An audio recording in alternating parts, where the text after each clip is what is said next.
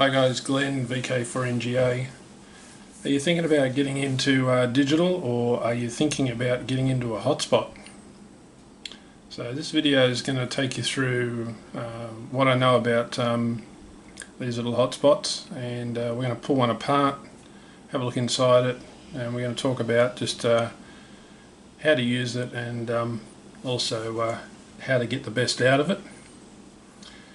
Talk about whether you should buy one or whether you should build one, and we'll talk about PyStar as well, which is the software that runs these little babies.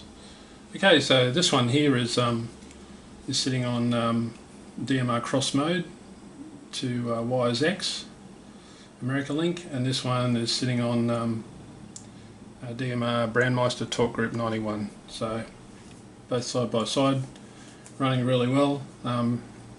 Out of shot, just up on a cabinet nearby, is the original open spot that I started with, which is an awesome hotspot.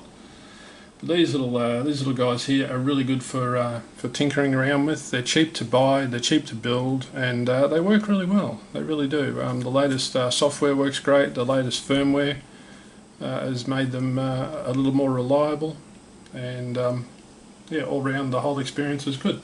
So let's pull this one apart and have a look at it. I have these velcroed to the I'm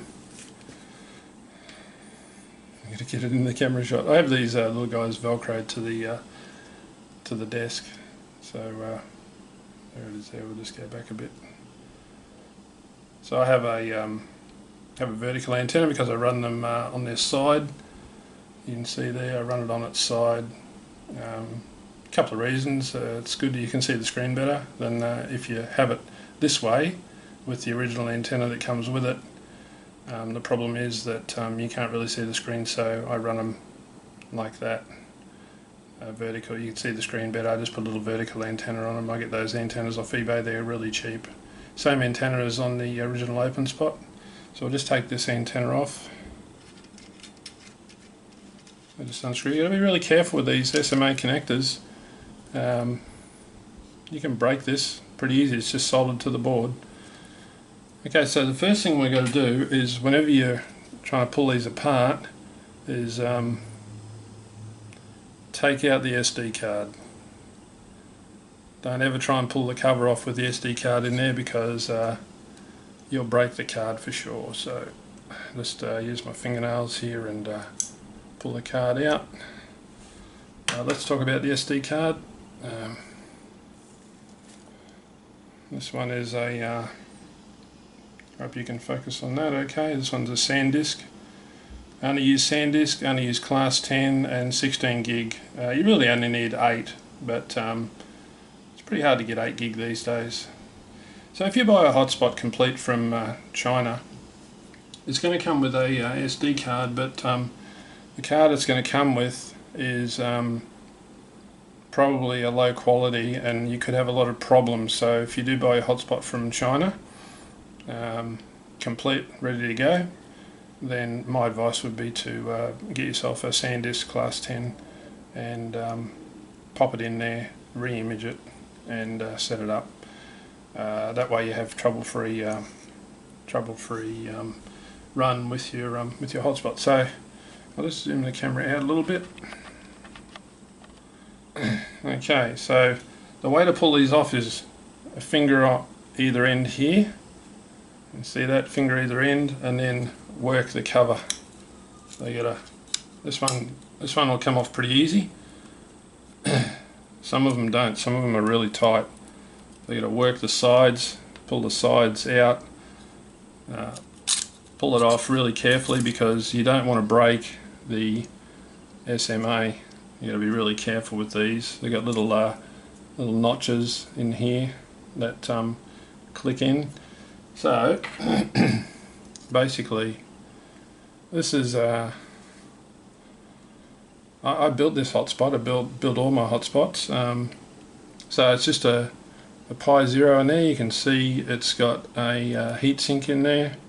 Can you see that? Yeah, you should be able to see that. Ceramic heat sink. You can buy all sorts of heat sinks for these. The aluminium ones work fine, the ceramic are a little bit better.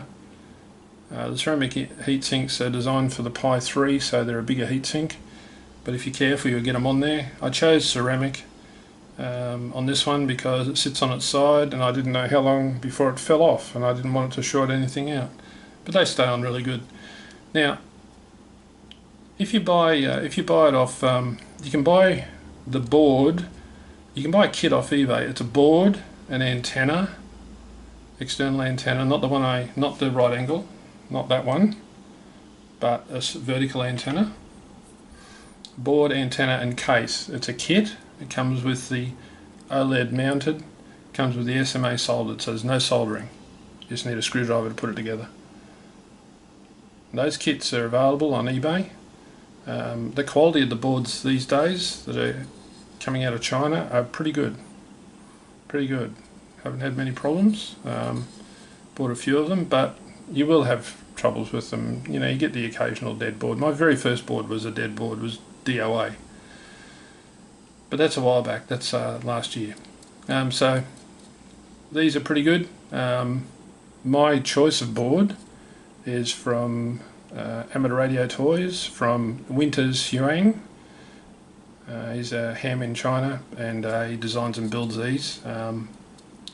I just built 5 and sold them to local hams, and they're excellent board. Really fast and really reliable. They just fire up straight away. So it's Amateur Radio Toys, and if you Google his call sign BI7JTA, you'll click on his blog, and then you can go across to his store and buy a board. Really good. Or you can buy a whole hotspot. You'll see whatever. He's got tons of stuff on his website. Have a look, but really good quality stuff. The Raspberry Pi is just I'll show you the Raspberry Pi Zero board. If I can unplug it. So that's your Pi Zero. They're tiny. So that's all you need is the Pi Zero. I get mine from local electronics supplier. I don't buy them off eBay. I can buy them cheaper and get them faster from a good Australian supplier. The supplier I use, if you're in Australia, is Core Electronics. So that's the Raspberry Pi Zero board there. Really good, these Pi Zeros. I like these. I like building these hotspots because if you're starting out, they're very basic. They're easy to assemble. They're easy to configure. And they run fine. They're low power consumption, so if you're running them on a battery pack, they run for days. If you're running them on a power supply, I suggest that you use a genuine Samsung power supply and cable, which is what these white cables are over here. You see them under the desk there. I've got a bunch of power supplies that run all these hotspots. But these boards come with, as I said, the OLED soldered on, the SMA soldered on. Be careful when you're shopping on eBay, because if you're going to get this off eBay, you're going to find a lot of boards with SMAs are loose, so they come in the packet, and no OLED screen, or the OLED screen's not soldered on. So do your homework, because you could end up having parts there that you've got to solder. Now this board is just pressed on to the GPIO pins there. You can see them. It's just pressed on. So I'm going to get my trusty screwdriver out. I'm going to pull this apart really quick. So just undo these screws. Try not to lose them. So we're stripping down a perfectly good hotspot here, just to show you guys what's in them. Little spaces there. I'm just going to let them go on the bench. Okay, they're off. So now the board can be pulled off. So we just pull the board off. Just slowly pull it gently.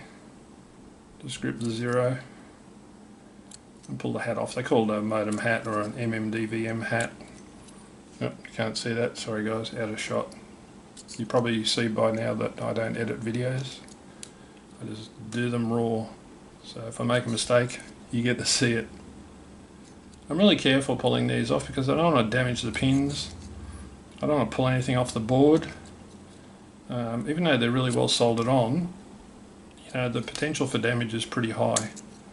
There we go. Okay, so there's the Pi 0 with the heatsink there. It's not on very straight, that one. and it's just screwed to the case, a couple of screws at the back, and then the other screws that were in the top push it through. So you've got your micro SD holder there, you've got your two USBs, this USB this side is for power, this USB this side is data, and you got the little HDMI there as well. So let's have a look at the modem. So here it is here.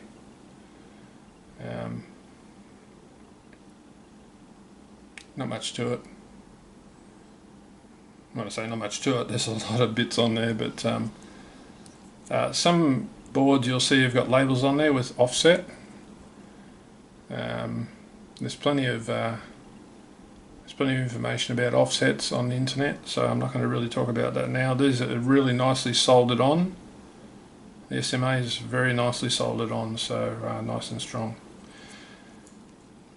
But yeah, if you're going to buy a board, the older boards, the reset switch here could be orange. If it is, I'd probably avoid that board, because they're probably older stock. If you're going to buy it off eBay, try and get yourself a good seller that sells plenty of these parts, so they've got a good sales history of these parts. So that's probably the best way. That's the way I shop around. But otherwise, I go straight to Winter's website and get yourself a board. Really, guys, if you're starting out, you really don't need to buy the twin antenna duplex hotspots that you see. The boards are bigger, they're wider, they take on the form factor of the Raspberry Pi 3, which is this guy over here. You see it's much bigger. That's in a fairly big case, but that's the Raspberry Pi 3 running in there. You don't really need to go to the expense of a massive case, a massive Pi 3, when these do the job fine. They're low power consumption, they're easy to set up, they're easy to build. If you buy them, they usually run straight up, no problems. So what else can I tell you about this? I think if you're starting out, talking about duplex hotspots, you don't really need a duplex, because if you're starting out, this will do everything you want. If you're on DMR, this will get you onto Brandmeister network, this will get you onto the DMR Mark network or the DMR Plus network. That's fully selectable in the software. This will do cross mode, which this one was running, YACI System Fusion, DMR to YACI System Fusion, so it works really well. I either use, it's out of shot there, but I either use the Radiodity for listening mostly, and it's just out of shot there, but you'll see in my other videos I've got a Connect Systems CS800D mobile, which is my home station, and I use that on all of the DMR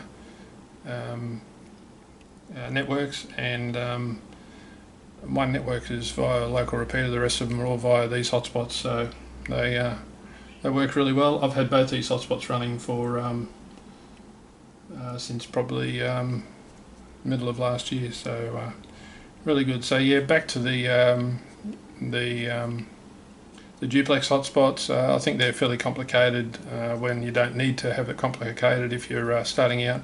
I think this is pretty much all you really need if you're starting out, because so far I haven't seen the need to buy or build a duplex hotspot, and I've helped a couple of guys set them up, and they're a little tricky to set up. And if you're brand new to DMR, D-Star, System Fusion, you really don't want to complicate things. So you can buy these pretty cheap on eBay, around about maybe $110, $120 in Australia, and the US they're cheaper.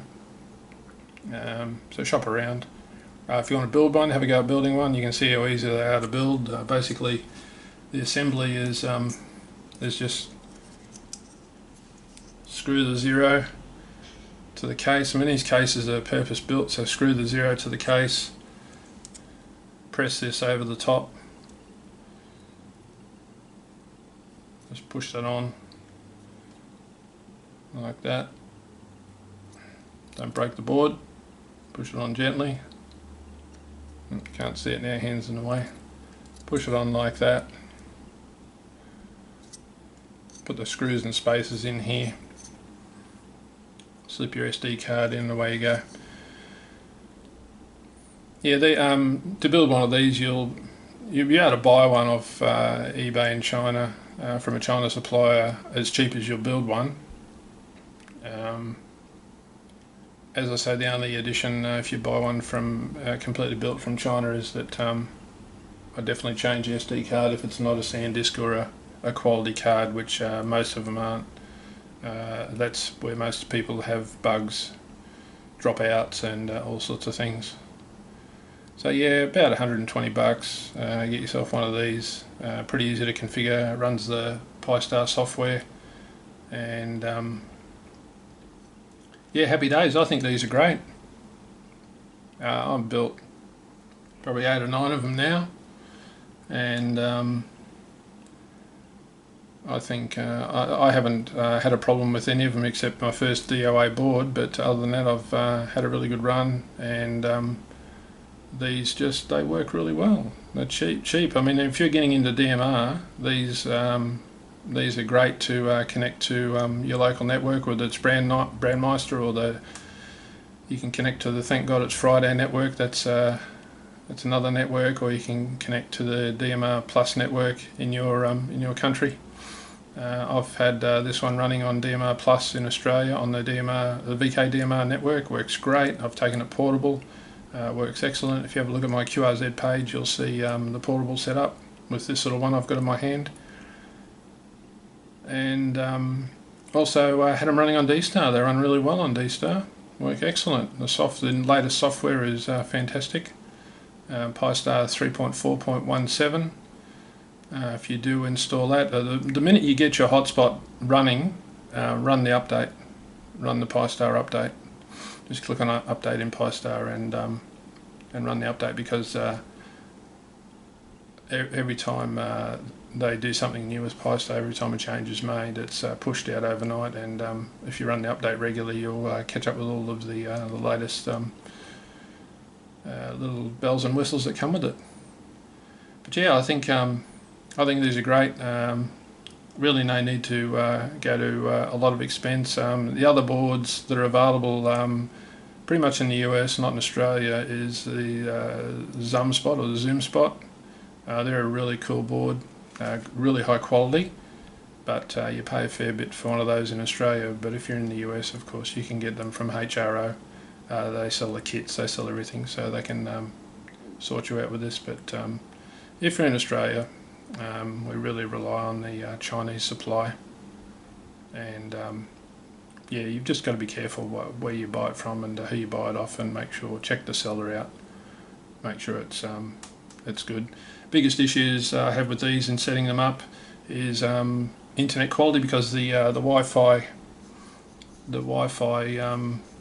is on the Pi board, and of course we've got a nice aluminium case over it, so it's really well shielded. So unless you've got your router in the shack with good quality Wi-Fi, that's going to be one of your biggest problems. The second biggest problem is your radio code plug if you're on DMR or you're programming on D-Star.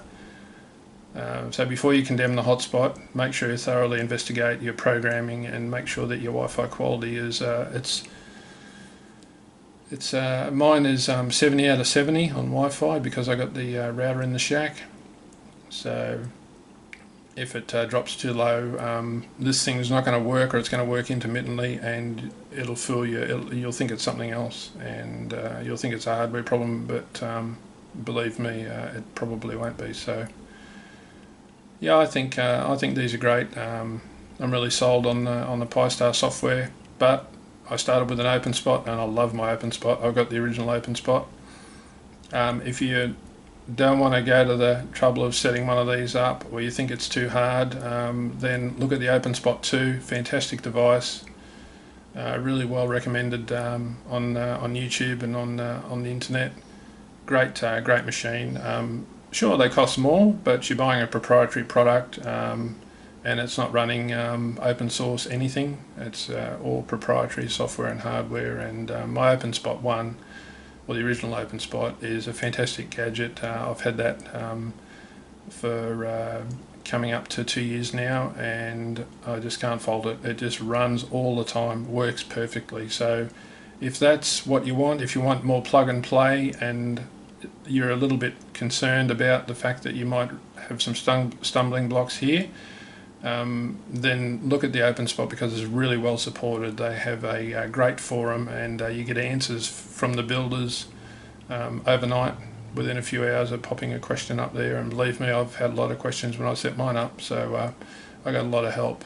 But equally with these, there's some great Pi-Star groups on, I was going to say eBay, no, on Facebook. I'm a member of a few of them, and you'll always get answers. Unfortunately, on Facebook, the only problem is you can easily get the wrong answer.